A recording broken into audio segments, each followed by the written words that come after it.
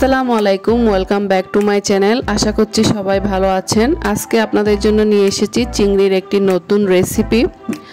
তো চিংড়ির অনেক রকম চিংড়ির রেসিপি তো অনেকেই খেয়েছেন। তো আজকে আমি আপনাদেরকে নতুন একটা চিংড়ির রেসিপি তৈরি করে দেখাবো।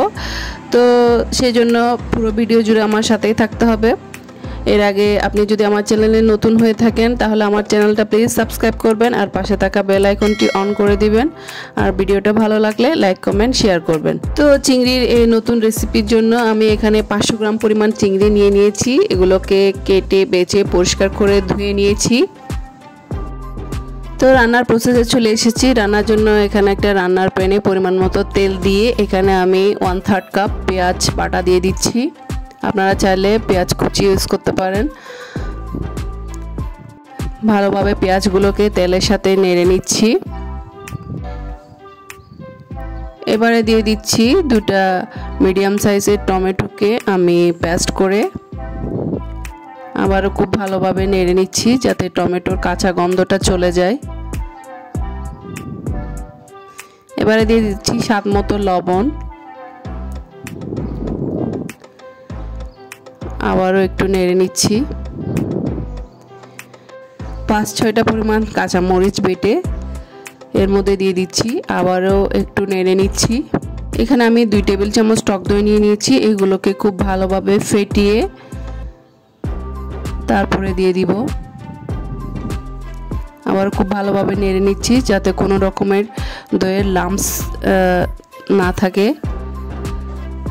খুব সময় নিয়ে একটু চেষ্টা করবেন নেড়ে দিতে,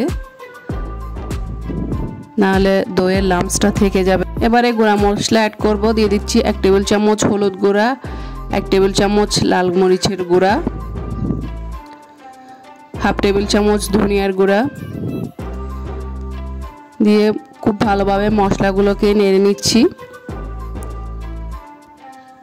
এবার সামান্য আর একটু লবণ দিয়ে দিচ্ছি, কারণ লবণটা চেখে দেখছি কম হয়েছিল। আবার খুব ভালোভাবে নেড়ে দিয়ে যখন মশলাটা কষে যাবে, তেলটা যখন আলাদা হয়ে যাবে, তখন আমি চিংড়িগুলোকে এর মধ্যে দিয়ে দিব। দিয়ে চিংড়িগুলোকে মশলার সাথে খুব ভালোভাবে নেড়ে নিব। আমি খুব ভালোভাবে নেড়ে নিচ্ছি। দিয়ে দিচ্ছি 3-4টা কাঁচামরিচ ফালি দিয়ে ঢাকনাটা দিয়ে দিলাম। এটা আমি আসলে ঝালের জন্য দিয়েছি। এর 2 মিনিট পর ঢাকনাটা তুলে আমি চিংড়িগুলোকে একটু নেড়ে নিচ্ছি। আসলে চিংড়ি সিদ্ধ হতে খুব কম সময় লাগে, তাই খুব তাড়াতাড়ি রান্না হয়ে যায়। আমি চিংড়িগুলোকে একটু ভালোভাবে কষিয়ে নিচ্ছি। এবারে ঝোলের জন্য পানিটা অ্যাড করে দিব। আমি এতটুকু পরিমাণে ঝোল রাখবো যাতে টেনে একটু মাখো মাখো অবস্থায় থাকে চিংড়িগুলো। এবার ঢাকনাটা দিয়ে দিচ্ছি। এর কিছুক্ষণ পর ঢাকনাটা তুলে আমি 1 টেবিল চামচ গরম মশলা দিয়ে দিয়েছি এবং দিয়ে দিয়েছি 1 টেবিল চামচ ঘি, যাতে সুন্দর একটা ফ্লেভার ছড়ায়। এবার ঢাকনাটা দিয়ে দিলাম। দেখুন তৈরি হয়ে গেল আমার মজাদার দই চিংড়ি। দেখতে যতটা লোভনীয় হয়েছে, খেতে কিন্তু ততটাই মজা। আশা করছি রেসিপিটা আপনাদের ভালো লেগেছে।